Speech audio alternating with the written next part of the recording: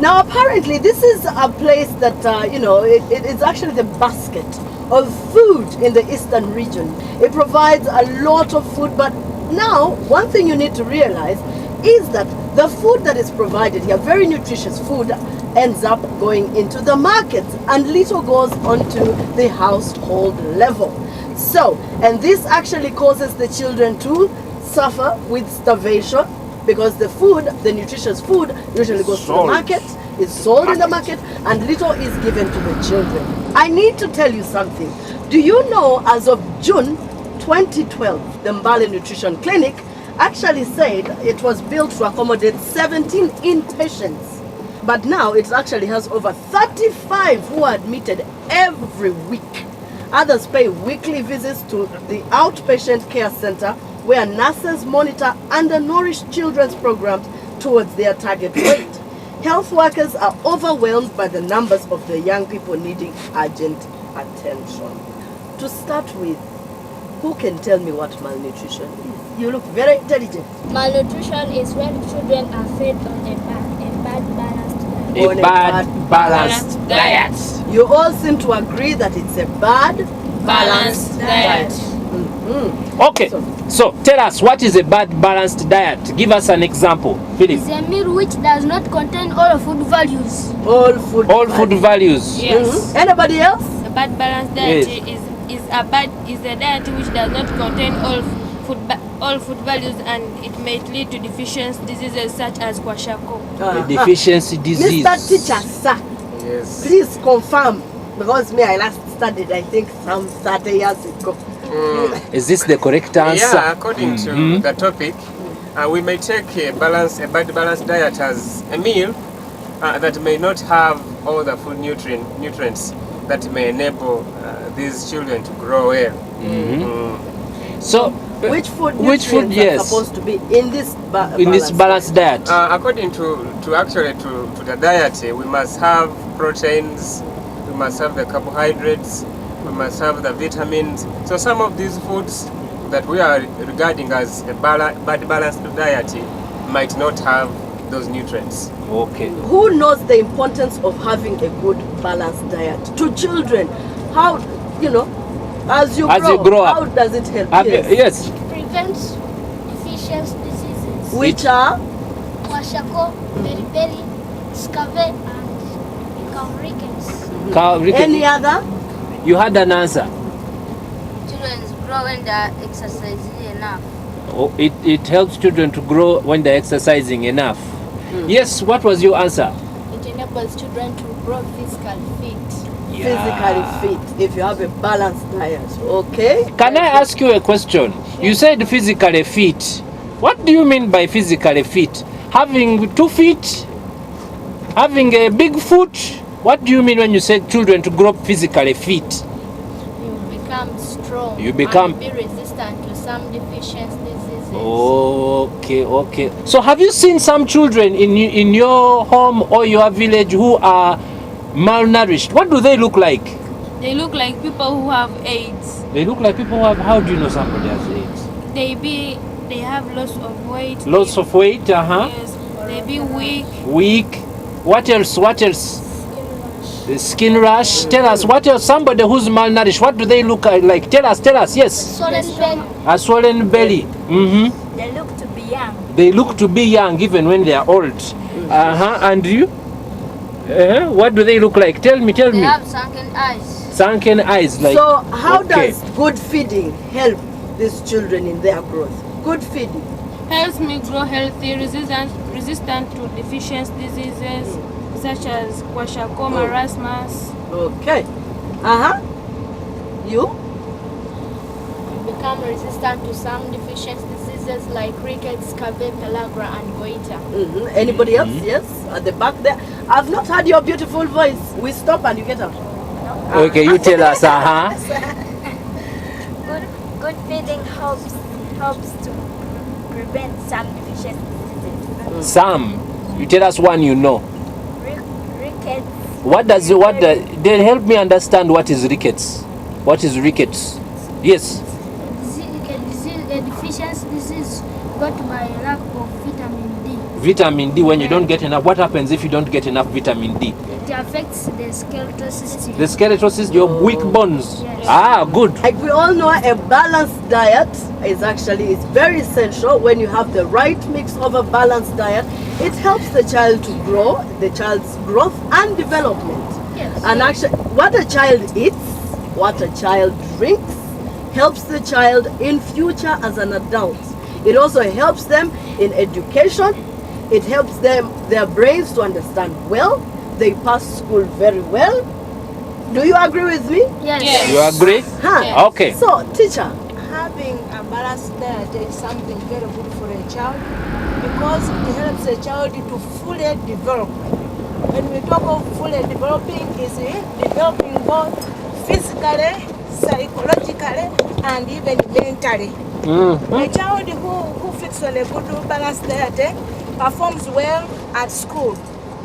They even have a good memory. When the teacher teaches them in class, they repeat what the teacher has taught and remains with it in their brains. They don't easily forget. Now, there's a lot of food grown in Mbale, but research shows that a lot of the food grown by families, especially in the rural areas of Mbale, is sold to the markets. And so the farmers' children do not get the food that is rich in nutrients. Have you experienced this for yourself in the rural schools you've happened to visit or to go through? Have you seen this happen? Most of these parents sell these foodstuffs to meet the school fees need. So the reason they are selling the good food is because it is what brings in the money to send their children to Yeah. school. How serious is the problem in the homesteads? The problem is serious in the homesteads in the way that some of these families, people don't even meet the necessities, the basic needs. Yes. So the only option that they have is to sell what food. they have in the house as in form of rescuing them. Yeah. little do they know that they're actually selling nutrition and starving their children. Yeah. There was a research done in 2009 that showed 1 out of every 3 children in this region is stunted. That if you count 1, 2, 3, it is most likely that 1 out of those 3 children is going to be stunted. The research also showed that children who are fed poorly and they don't have a balanced diet are most likely going to repeat a class at a percentage rate of 12.2%. And then those who are given a good balanced diet, the chance that they will repeat a class is down to 9.1%. Do you know what it means to be stunted? Yes. Has a swollen abdomen. They have a swollen abdomen. Okay. Now, not everybody who's small is stunted. Some people are just naturally short. Like me. I'm naturally short. Don't you see? I'm just short. Also, stop insulting me directly, by the way. Well, Minibuzz is not only for Kampala people. Like we told you, we are very versatile. Yes. For Facebook users, please join the conversation on, Minibuzz Uganda, and you can also follow us on our Twitter handle, that is @Minibuzz Uganda, and do make sure that you contribute to our topic. We're talking about malnutrition and how it affects the children and their growth and development in this region of Mbale, which is actually the basket of food in the eastern region. Now, we took time out while we were in Mbale and we tracked down one of the educationists in Mbale town, and we put this question to him: how does malnutrition affect children, especially in relation to their growth and their education? And this is what he had to say. Take a look.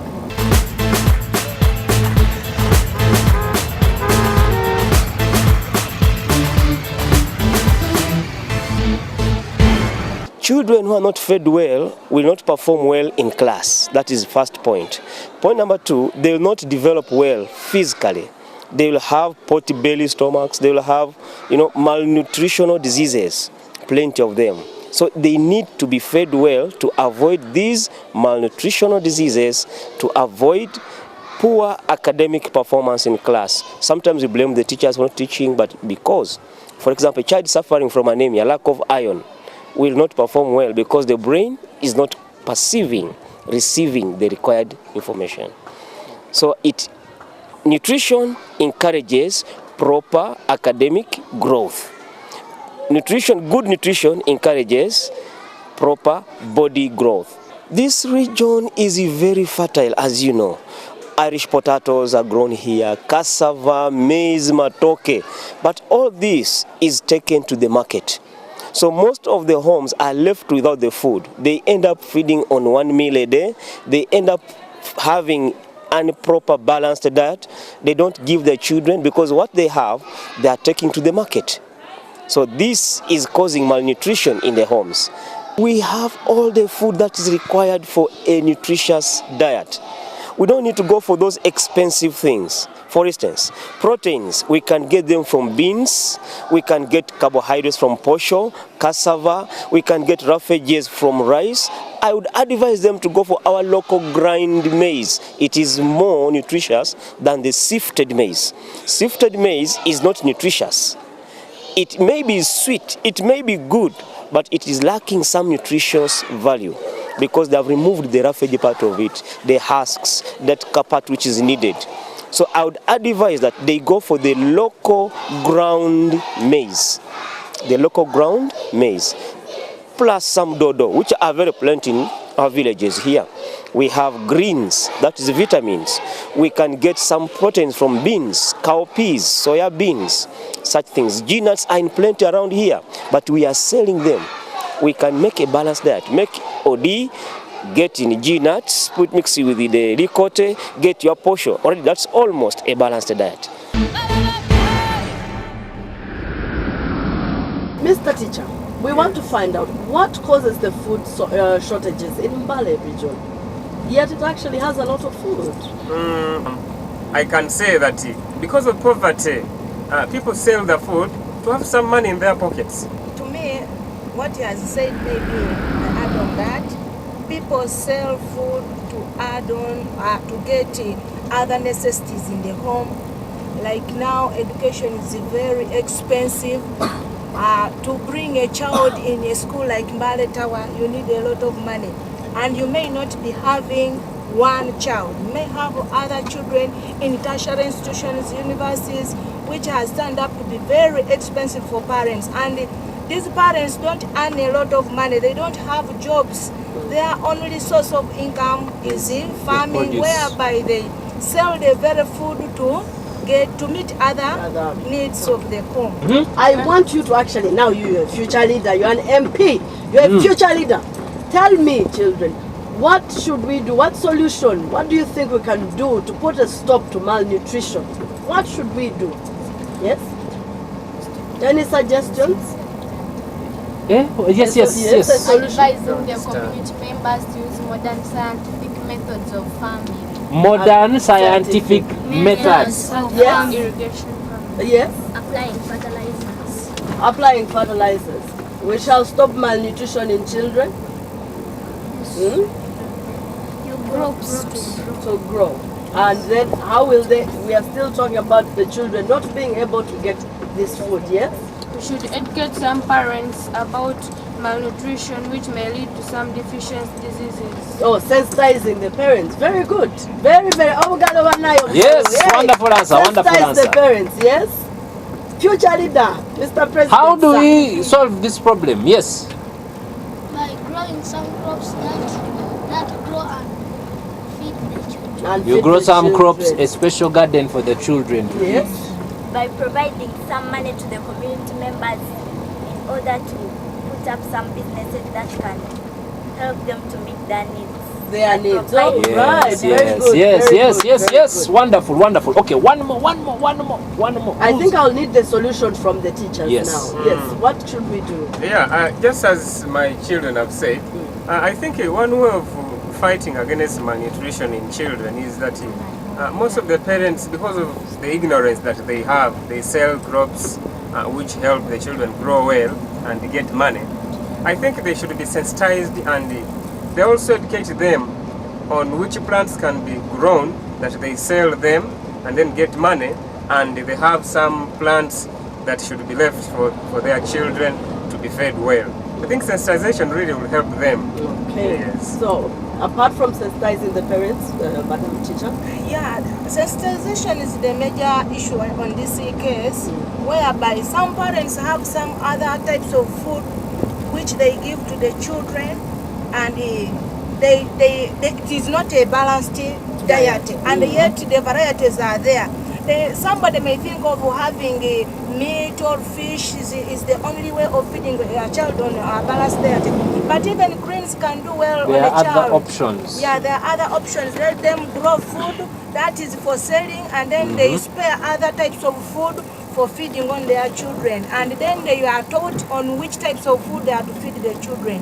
This is Minibuzz Chogereko, your chance to have your say on the Minibuzz. We are in Mbale, and we took this question to the streets of Mbale. We asked the citizens here what their take is on malnutrition and its effects on children. This is what they had to say.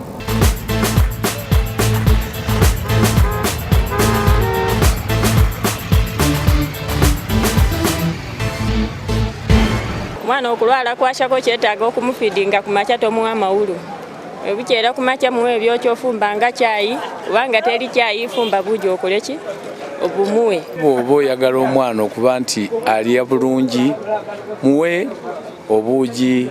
Bw'oba tolina ssente noonya ebijanjaalo n'enva zino endiirwa. Obuugi, amata, ebinyeebwa bino nankani entungo ozimanyi ne soya. Asobola mufumbirako ku magi namufumbirako obwayirishi ng'obwo naaba nga yeeriisa omwana ng'abeerawo bulungi.